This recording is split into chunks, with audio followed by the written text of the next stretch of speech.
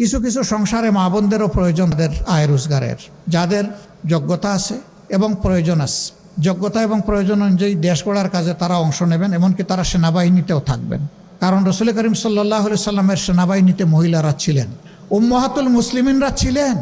একমাত্র বদর যুদ্ধ ছাড়া সকল যুদ্ধে আল্লাহ রসুলের সাথে কমপক্ষে আমাদের একজন মা আল্লাহ রসুলের সাথে ছিলেন। শুধু একজন মা না, বিপুল সংখ্যক মহিলা যুদ্ধে অংশগ্রহণ করেছেন। যুদ্ধের মতো কঠিন কাজ যদি রাসূল করিম সাল্লাল্লাহু আলাইহি সাল্লাম তাদেরকে শরীক করেন, তাইলে দুনিয়ায় কোন কাজটা আছে তারা পারবেন না? অতএব তাদের যেখানে প্রয়োজন আছে এবং যেখানে যোগ্যতা আছে তারাও কাজ করবেন। তবে এখনকার সমাজে তাদের না আছে সামাজিক নিরাপত্তা, আর না আছে তাদের সম্মানবোধটুকু। ইনশাআল্লাহ দেশ আমাদের হাতে যদি পড়ে, আমাদের অঙ্গীকার আমাদের মা, আমাদের বোন, আমাদের জায়া, তাদের নিরাপত্তা এবং তাদের সম্মানটুকু আমরা পর্যাপ্ত পরিবারে নিশ্চিত করব ইনশাআল্লাহ। এটা ঘরে, চলাচলে, কর্মস্থলে, সব জায়গায় এটা নিশ্চিত হবে ইনশাআল্লাহ। আমাদের তৃতীয় অঙ্গীকার সবার জন্য ন্যায় বিচার। এটার থেকে গরিব ধনী, দল ধর্ম নির্বিশেষে কেউ যেন বঞ্চিত না হয়।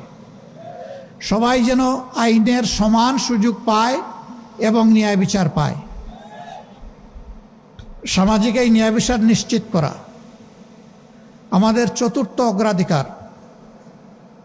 আমরা আমাদের ভাঙ্গাচোড়া অর্থনীতিকে পুনরায় আমরা গড়তে চাই এবং এইখানে আমরা আমূল পরিবর্তন চাই।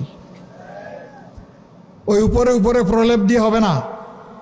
ভিতরে ক্যান্সার থেকে গেলে উপরের চামড়াকে কসমেটিক সার্জারি করে মানুষকে সুস্থ বানানো যায় না। আমরা ক্যান্সারের জায়গায় হাত দিতে চাই। ওই জায়গাগুলো আমরা চিহ্নিত করে সুস্থ করার জন্য যেখানে দরকার যেটা সেইটাই করতে হবে ইনশাআল্লাহ। কারো মুখের দিকে তাকানো যাবে না। দেশের প্রতি দায়িত্বজ্ঞান সম্পন্ন, ভালোবাসা যাদের অন্তরে দেশের প্রতি আছে, দেশপ্রেম আছে, সততা আছে, যোগ্যতা আছে, সে কোন ধর্মের এটা আমরা দেখব না। সে মানুষ, সে বাংলাদেশের নাগরিক, আমাদের বিবেচনার জন্য এতটাই যথেষ্ট। আসল মানুষটাকে আসল জায়গায় বসায় দেওয়া হবে ইনশাআল্লাহ।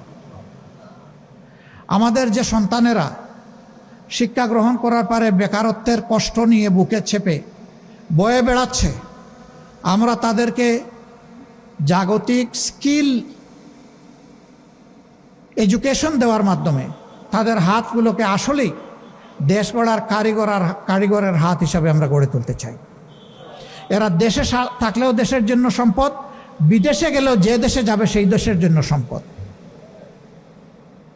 আমাদের বিপুল পরিমাণ যুব জনশক্তি আছে।